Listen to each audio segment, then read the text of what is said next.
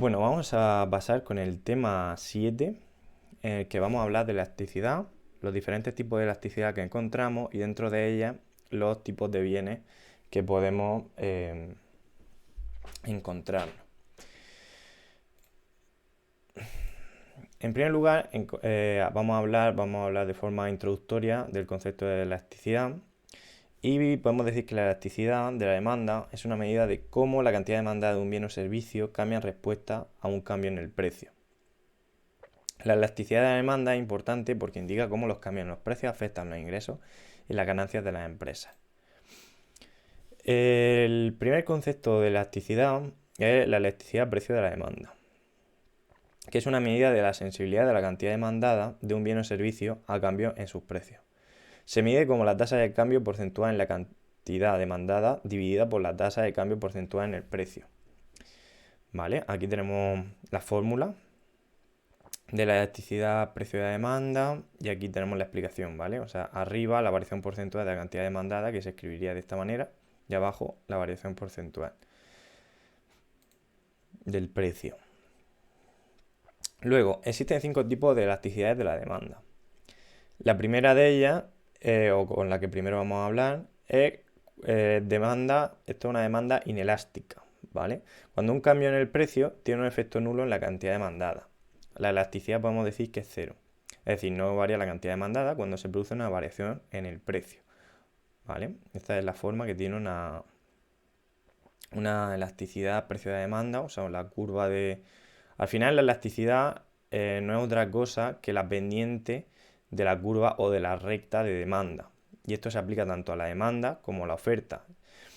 Eh, antes, o sea, realmente la elasticidad, o sea, esta fórmula de elasticidad se puede sofisticar utilizando en lugar de variaciones porcentuales o tasas de variación media, podemos utilizar las derivadas, ¿vale? Es decir, al final la elasticidad no es otra cosa que la pendiente y la pendiente de una recta o de una función se obtiene a través de su derivada del primer orden. Pasamos con la de la demanda relativamente inelástica, que como vemos, esta nos ofrece que cuando un cambio en el precio tiene un efecto mínimo en la cantidad demandada, o sea, se produce cuando un cambio en el precio tiene un efecto mínimo en la cantidad demandada y la elasticidad es menor que 1, ¿vale? De nuevo, pues va cambiando como la pendiente de la curva de demanda. Es decir, la variación en los precios es mayor en términos porcentuales que la variación en la cantidad de demanda, ¿no? Demanda unitaria. Cuando un cambio en el precio tiene un efecto igual en la cantidad demandada, la elasticidad es igual a 1, ¿vale? Es decir, si varían los precios en un 5%, la cantidad demandada va a variar también un 5%. Luego, demanda relativamente elástica. Cuando un cambio en el precio tiene un efecto significativo en la cantidad demandada, la elasticidad es mayor que 1. ¿Vale? La variación en la cantidad demandada es mayor en términos porcentuales que la variación de los precios. Es decir, por ejemplo, una variación de un 5% en los precios pues puede suponer pues, un 10%, un 20% en la cantidad de los precios. O sea, en la cantidad demandada. Y por último, dentro de estos tipos, encontramos la demanda totalmente elástica, que se da lugar cuando un cambio en el precio tiene un efecto muy significativo en la cantidad demandada. Es decir, la elasticidad es infinita. Por muy pequeña que sea la variación en el precio, la variación en la cantidad demandada tiende a infinito. Luego, factores que influyen en la demanda. Pues en primer lugar, según el bien analizado, ¿no? Porque, por ejemplo, los productos primarios, como los alimentos básicos, suelen tener una demanda inelástica debido a la necesidad de consumirlo. Aunque el precio suba, la gente todavía tiene que comprarlo. Por otro lado, los bienes de lujo, como los automóviles de alta gama, suelen tener una demanda elástica, debido a que la gente tiene variaciones para gastar su dinero y un aumento en el precio puede hacer que opten por otra opción. Luego, el segundo de los factores es si tienen sustitutivo será más elástica. Un bien con muchos sustitutos tiene una demanda más elástica, ya que los consumidores pueden optar por comprar el sustituto si el precio del bien original aumenta. Por ejemplo, si el precio de la leche sube, los consumidores pueden optar por comprar yogur o soja como sustituto. ¿Vale? Luego, el tiempo considerado. En el corto plazo, la demanda suele ser inelástica debido a que los consumidores no tienen tiempo para adaptarse a los cambios en los precios. Y en el largo plazo, la demanda suele ser elástica, puesto que los consumidores tienen más tiempo para adaptarse a los precios y buscar alternativas. El porcentaje de la renta gastada. Si un bien representa una pequeña porción de la renta total de un consumidor, como los caramelos, la demanda suele ser relativamente inelástica, debido a que los consumidores no están tan preocupados por gastar un poco más en ese bien. Y si un bien representa una gran proporción de la renta total de un consumidor, como una casa, la demanda suele ser relativamente elástica, debido a que los consumidores están más preocupados por gastar más dinero en ese bien. Estos factores no son los únicos que pueden influir en la elasticidad del precio de la demanda, y que la elasticidad puede variar dependiendo de la situación particular de cada mercado o producto. Además, es importante tener en cuenta que la elasticidad del precio de demanda no es una característica fija de un bien o mercado, sino que puede cambiar a medida que varían las condiciones del mercado o las preferencias del consumidor. Pasamos con la elasticidad precio de la oferta. La elasticidad precio de la oferta se refiere a la sensibilidad de la cantidad ofrecida de un bien o servicio a los cambios en su precio. Se mide como el porcentaje de cambio en la cantidad ofrecida respecto al porcentaje de cambio en el precio. Y podemos decir, bueno, aquí tenemos la fórmula, es muy parecida a la cantidad demandada, nada más que cambiando la cantidad demandada por cantidad ofrecida. Y tenemos 5 tipos de elasticidades de la oferta. En primer lugar, oferta inelástica, cuando un cambio en el precio tiene un efecto nulo en la cantidad ofertada, es decir, la elasticidad es cero. ¿Vale? Aquí tenemos la curva que se parece mucho a la de demanda, ¿vale? Pero, la he dibujado en rojo para señalar que no estamos hablando de las mismas curvas. Oferta relativamente inelástica, cuando un cambio en el precio tiene un efecto mínimo en la cantidad ofertada. La elasticidad es menor que 1. ¿Vale? La variación en los precios es mayor en términos porcentuales que la variación en la cantidad ofrecida. Si vemos, el cambio en el precio es mucho mayor que la cantidad ofertada, ¿vale? O sea, aquí hay mucha menos distancia que entre estos dos precios. Luego, oferta unitaria, cuando un cambio en el precio tiene un efecto igual en la cantidad ofertada. La elasticidad es igual a 1. En términos porcentuales, la variación es igual en precio y cantidad. Es decir, si el precio aumenta un 10%, la cantidad también aumenta un 10%. Oferta relativamente elástica, cuando un cambio en el precio tiene un efecto significativo en la cantidad ofertada. La elasticidad es mayor que 1. ¿Vale? La variación en la cantidad ofrecida es mayor en términos porcentuales que la variación en los precios. Oferta elástica, cuando un cambio en el precio tiene un efecto muy significativo en la cantidad ofertada. La elasticidad es infinita. La oferta empresarial puede ser cualquiera para un cierto nivel de precio, ¿vale? Para este nivel de precio, pues a nada que se cambie el precio, pues la cantidad varía un montón, varía en gran medida.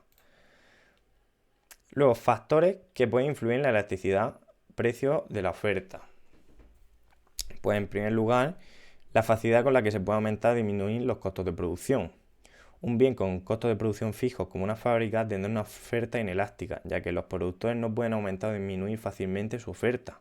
Por otro lado, un bien con costos variables, es decir, que la mayor parte de sus costos son variables, como un productor agrícola, ¿vale? No es el mejor ejemplo, pero tendrá una oferta elástica, ya que pueden aumentar o disminuir fácilmente su oferta. Un ejemplo de negocio con costes variables, pues por ejemplo podría ser una academia, perfectamente una academia de online, ¿vale? Porque los costes fijos son muy poquitos y lo que más costes tiene son los costes variables de tiempo, de si se contratan a profesores para ayudar en las tareas de docencia, todo ese tipo de cosas. Luego, la existencia de sustitutos. Si existen sustitutos, la oferta suele ser elástica, debido a que los productores pueden producir otros bienes si el precio de un bien particular disminuye. El tiempo considerado. De la misma manera que ocurría en la demanda, la oferta suele ser inelástica en el corto plazo debido a que los productores no pueden aumentar o disminuir fácilmente su oferta. Sin embargo, en el largo plazo la oferta suele ser elástica debido a que los productores pueden invertir en nuevas máquinas o tecnología para aumentar o disminuir su oferta. La existencia de barreras de entrada. Si existen barreras de entrada, como patentes, la oferta puede ser inelástica, debido a que los productores no tienen competencia y pueden mantener precios altos. La existencia de subvenciones. Si existen subvenciones para los productores, la oferta será más elástica, debido a que los productores no estarán tan afectados por los cambios en los precios. Vale. La elasticidad renta de la demanda se refiere a la elasticidad de la cantidad demandada de un bien o servicio a los cambios a nivel de ingresos de los consumidores. Se mide como el porcentaje de cambio en la cantidad demandada respecto al porcentaje de cambio en el ingreso. ¿Vale? Aquí tenemos la fórmula de la elasticidad renta-demanda. Y podemos distinguir algunos tipos de bienes según su elasticidad renta-demanda. Un bien inferior es un bien cuya demanda disminuye a medida que aumenta el nivel de ingreso de los consumidores. Es decir, a medida que los consumidores ganan más dinero, compran menos de ese bien en relación con otros bienes. Esto se debe a que los bienes inferiores son vistos como necesidades básicas y los consumidores pueden permitirse comprar bienes de mayor calidad o de mayor lujo a medida que su nivel de ingreso aumenta. Algunos ejemplos de bienes inferiores incluyen alimentos básicos como el arroz o la harina, productos de limpieza básicos como jabón o detergente y ropa básica. Es importante mencionar que un bien inferior puede variar de país a país, dependiendo de los niveles de desarrollo económico y la disponibilidad de recursos. Un bien normal es un bien cuya demanda aumenta a medida que aumenta el nivel de ingreso de los consumidores. Es decir, a medida que los consumidores ganan más dinero, compran más de ese bien en relación con otros bienes. Esto se debe a que los bienes normales son vistos como mejoras en la calidad de vida y los consumidores quieren comprar más de ellos a medida que su nivel de ingreso aumenta. Algunos ejemplos incluyen productos electrónicos como televisores y computadoras, vehículos, productos de lujo como ropa de marca, viajes y vacaciones. ¿Vale? Y dentro de los bienes normales, como hemos dicho, tenemos los bienes de primera necesidad y los bienes superiores. Es decir, hay algunos bienes normales que dentro de aumentar su renta aumentar su cantidad ofrecida conforme su renta, no aumenta tanto ese porcentaje dedicado a ese bien como lo hacen los bienes superiores, ¿vale? Algún ejemplo de bien de primera necesidad sería el pan o alimentos básicos. Y algunos ejemplos de bienes superiores pues serían productos de mayor calidad, ¿no? Para mejorar un poco la calidad de vida de las personas conforme aumenta su renta, ordenadores, coches. Algunos factores que influyen en la elasticidad renta de la demanda pues son la naturaleza del bien. Los bienes normales, los cuales su consumo aumenta a medida que aumenta el ingreso, tienen una elasticidad renta positiva. Y los bienes inferiores, los cuales su consumo disminuye a medida que aumenta el ingreso, tienen una elasticidad renta negativa. La existencia de sustitutos. Los bienes sustitutos tienen una elasticidad renta mayor que los bienes sin sustituto. El tiempo considerado. La elasticidad renta suele ser mayor en el largo plazo debido a que los consumidores pueden ajustar sus patrones de consumo de manera más significativa a los cambios en el ingreso. Y porcentaje de ingresos gastados en el bien. Los bienes cuyo porcentaje de ingresos gastados es más alto suelen tener una elasticidad de renta mayor que los bienes cuyo porcentaje de ingresos gastados es más bajo. Pasamos a la elasticidad cruzada de la demanda. Bueno, ¿y qué es la elasticidad cruzada de la demanda? Pues una medida de la respuesta de la demanda de un bien a un cambio en el precio de otro bien. Se mide como el porcentaje de cambio en la demanda del primer bien que se produce como resultado de un cambio en el precio del segundo bien. Es decir, la relación que existe entre dos bienes para determinar si son complementarios, sustitutos o independientes. Si ante un cambio en la demanda de un bien se produce un cambio en el precio de otro bien, podemos decir que existe alguna relación entre esos bienes. Cuando los bienes son complementarios, como por ejemplo la gasolina y los automóviles, un aumento en el precio de uno de ellos provocará una disminución en la demanda del otro. por lo que la elasticidad cruzada de la demanda será negativa. En cambio, cuando los dos bienes son sustitutos, como por ejemplo la mantequilla y la margarina, un aumento en el precio de uno de ellos provocará un aumento en la demanda del otro, por lo que la elasticidad cruzada de la demanda será positiva.